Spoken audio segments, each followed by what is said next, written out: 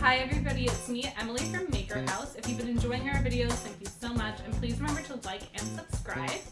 Today we're going to be making some bannock, a traditional Indigenous fried bread, and we're going to be using this package here made by Bangin Bannock, a company based out of Vancouver, BC, run by two Indigenous women, Destiny and Kelsey. This is a really simple at-home mix that anyone can use. All you need is some water and some oil or even butter to fry it in, and you get perfectly golden bannock every time. Enjoy this with different spreads, jams, whatever you may want. You can even do some savory options. But today we're just gonna go through the steps of actually using this mix, and without further ado, let's get to it. So what you're gonna need is your bannock mix, some olive oil, a measuring cup, a mixing bowl, as well as a spatula, spoon, and a glass, and of course your frying pan.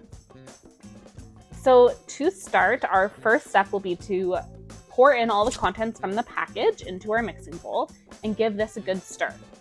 This is to make sure that all the contents are nicely blended before we add our water.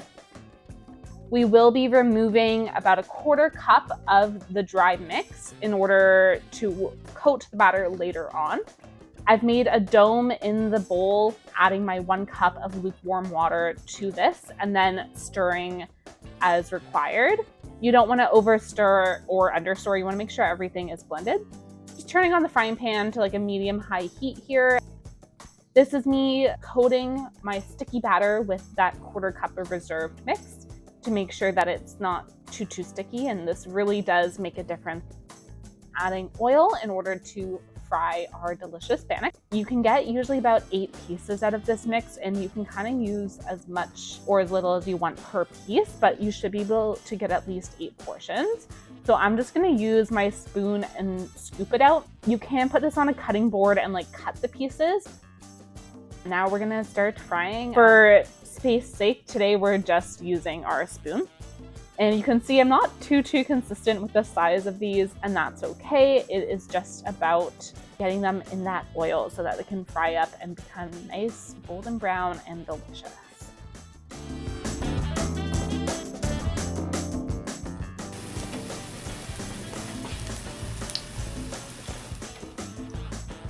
You can hear that sizzle. It's kind of great, and we're just gonna flip them now. So you kind of flip them after 1 or 2 minutes, just once the tops kind of start to bubble.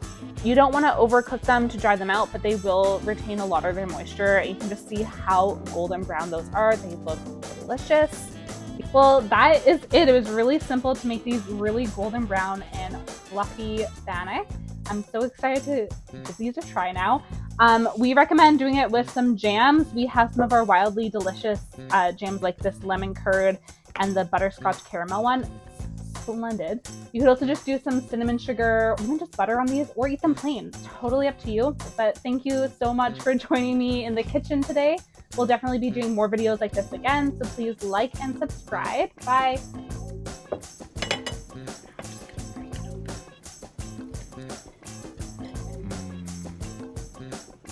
Okay, and now that's good, and now I'm gonna eat it.